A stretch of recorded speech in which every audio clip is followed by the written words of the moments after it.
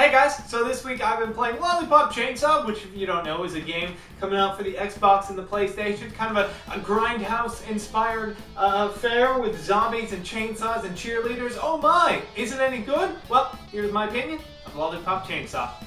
Lollipop Chainsaw is the story of Juliet Starling, who's just sort of your everyday high school cheerleader type. She has a bunch of friends, she enjoys hanging out with a boyfriend, she likes eating candy, you know, normal high school things. Oh, and she also happens to come from a family of zombie hunters. When she's not out shaking her pom-poms, Juliet is dispatching the hordes of undead alongside her rather wacky family. And although today happens to be her 18th birthday, it doesn't look like she's gonna get a break. One of San Romero's more emo students has taken upon himself to release hordes of zombies and try and destroy the world because he feels like he's been abused by this high school for far too long and is going to destroy it. And while I don't condone releasing the hordes of undead against innocent people, it does sort of remind me of my high school experience. Using her acrobatic cheerleading moves as well as a massive chainsaw, Juliet Starling must now dispatch all the undead and try and set things right with the world.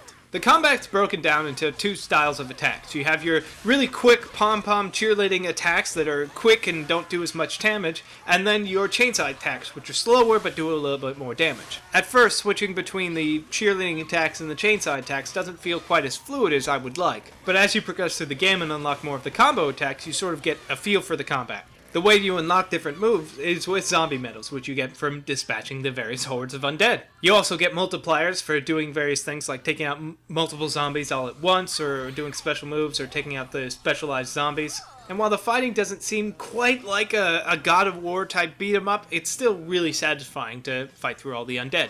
Lollipop Chainsaw comes from the rather weird Japanese developer Suda51, who made previous games that I've reviewed like No More Heroes and Shadows of the Damned. And much like those games, this game is incredibly weird in all the specific ways that he seems to like to make games. The art style and the music and the dialogue is all very weird and very Suda51, and just how all the zombies explode and, you know, just rainbows and glitter comes out of them when they get, instead of the normal gore. It's just all so weird and awesome. So I'm sure there's going to be a lot of debate as to whether Juliet Starling is a good representation of women in video games. So I thought I would take this opportunity to do a lot of the legwork and give you my opinion, so none of you women have to worry your pretty little heads about it.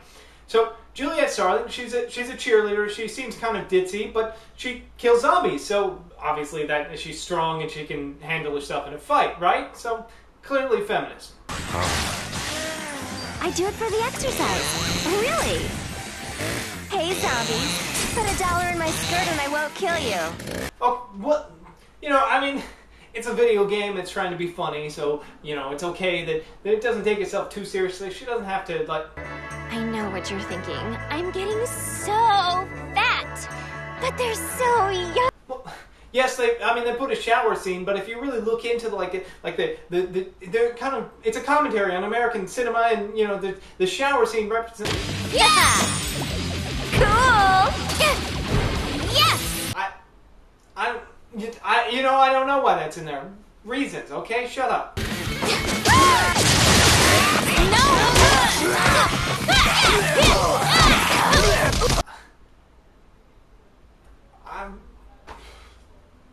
Feminism? My teacher, Morikawa Sensei, is the most amazing veteran zombie hunter ever. Huh.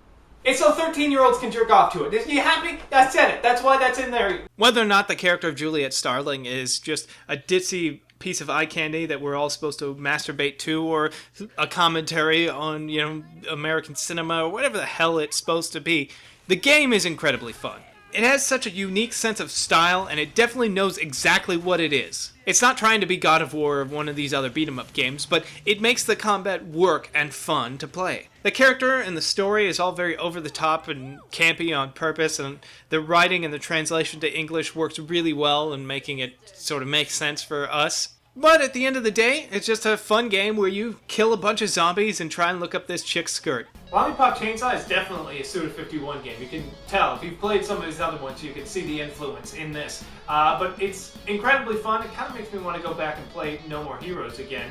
But it's fun. It's zombie killing time. It's probably one of the best gameplay-wise that he's done. But it's a fun game. It's got, humor, some great music, stylized stuff. If you're kind of looking for something a little weird but is slightly grounded in the gameplay, then maybe check this one out.